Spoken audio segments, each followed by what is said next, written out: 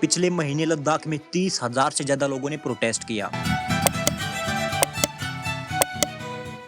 अगर आपको 30,000 का नंबर छोटा लगता है तो मैं आपको बता दूं 30,000 लोग लद्दाख की 10% पॉपुलेशन के इक्वल है। 6 मार्च को सरकार और लोगों के बीच बातचीत हुई बट कोई सोल्यूशन नहीं निकला। -8 डिग्री की ठंड में हजारों लोग बैठे थे अपने हक के लिए। इसके बाद फेमस एजुकेटर और इन्वेटर सोनम वांगचुक ने फैसला किया कि वो एक इनडेफिनिट फास्ट पर बैठेंगे 21 दिनों के लिए, यानी आमरण अनशन।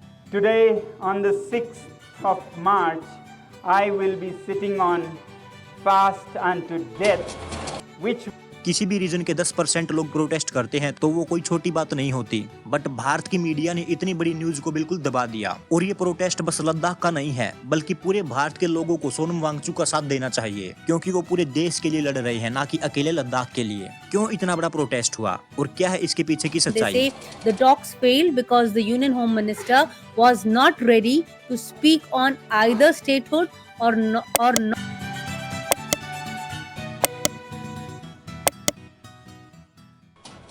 अगर आपने 3 इडियट्स फिल्म देखी है तो उसमें एक कैरेक्टर था रेंचो। रेंचो नाम का कैरेक्टर सोनम वांगचुक से ही इंस्पायर होकर बनाया था। जो काम रेंचो ने फिल्म में किए थे वैसे ही इनोवेटिव आविष्कार सोनम वांगचुक अपनी रियल लाइफ में कर चुके हैं।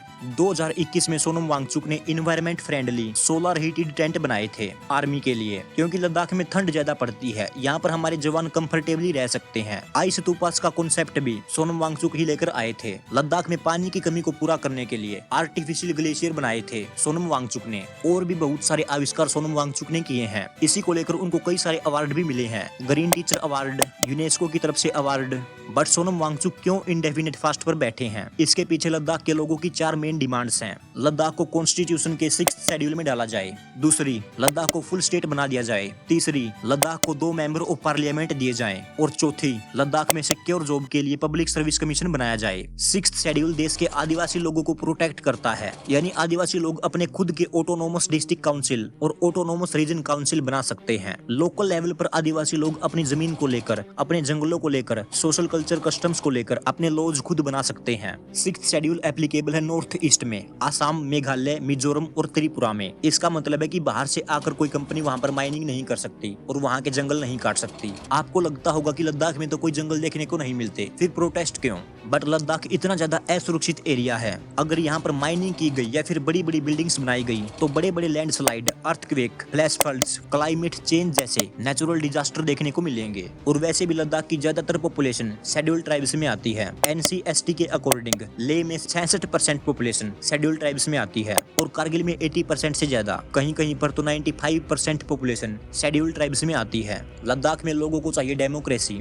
2019 में आर्टिकल 370 हटाने के बाद जम्मू कश्मीर को यूनियन टेरिटरी बना दिया गया था। जम्मू कश्मीर को अलग कर दिया गया और लद्दाख को अलग। जम्मू कश्मीर के पास तो कुछ राइट्स हैं, जैसे खुद की विधानसभा मिल गई, वहां पर लोग वोट देकर अपनी सरकार चुन सकते हैं। बट लद्दाख को क्या मिला? 2019 से पहले जम्मू कश्मीर फुल स्टेट था तो लद्दाख की ओर से 4 MLA होते थे और आज के टाइम एक भी MLA लद्दाख से नहीं आता। स्टेट लेवल पर तो लद्दाख के पास कुछ है ही नहीं। लोकसभा वोट ही डाल सकते हैं वहाँ के लोग। लोकसभा में भी लद्दाख से बस एक ही MP आता है। यही कारण है आज लद्दाख के लोग प्रोटेस्ट पर बैठे हैं कि हमको 6th शेड्यूल में शामिल किया जाए, कि हम अपनी जमीन को प्रोटेक्ट कर सकें। लद्दाख के लोगों की मांग है कि या तो फुल स्टेट दो या फिर विधानसभा दो, जिससे लोग अपनी सरकार चुन सकें, जैसे दिल्ली में होता है। और लोकसभा में 2 MP होने चाहिए लद्दाख की ओर से। और मैं आपको बता दूं, बीजेपी ने खुद डिमांड उठाई थी लद्दाख को 6th शेड्यूल में डालने के लिए। आप यहाँ पर क्लियर देख सकते हैं। सितंबर 2020 में लद्दाख के लोगों ने पहली बार एक बड़ा प्रोटेस्ट किया था 6th शेड्यूल को लेकर। 2020 में ऑटोनोमस हिल डिस्ट्रिक्ट काउंसिल की इलेक्शन होनी थी लद्दाख में। होम मिनिस्टर अमित शाह ने प्रॉमिस किया कि इलेक्शन के 15 दिन बाद ही वो इन डिमांड्स को पूरा करेंगे।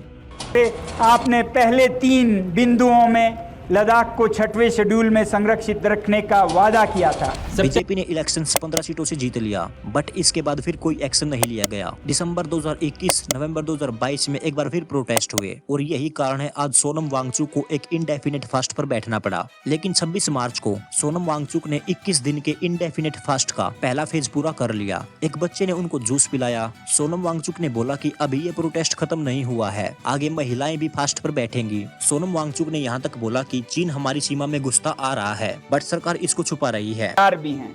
चीन अपना अतिक्रमण बढ़ाए जा रहा है दशकों से, और हाल के सालों में तो हद से ज्यादा। और ये भी छुपाया जा रहा है। ना तो मीडिया ने लद्दाख पर डिबेट चलाई, पूरे 21 दिन सोनम वांगचुक फास्ट पर थे। क्या पता बोल दे कि सोनम वांगचुक तो चाइना के एजेंट है, चाइना से फंड मिलता है, जैसे फार्मर प्रोटेस्ट में किसान खालिस्तानी होते हैं। अगर आप समझदार हैं तो आप सोच सकते हैं कि क्यों सरकार लद्दाख को 6th शेड्यूल नहीं देना चाहती। कौन वहां पर माइनिंग करके वहां के नेचुरल रिसोर्सेज का यूज करना चाहता है। दोस्तों, वीडियो अच्छे लगे तो लाइक करना और चैनल को सब्सक्राइब करके बेल आइकन को भी प्रेस कर लेना और इस वीडियो को शेयर जरूर करना, क्योंकि देश के लोगों को भी पता चले कि देश में क्या क्या चल रहा है।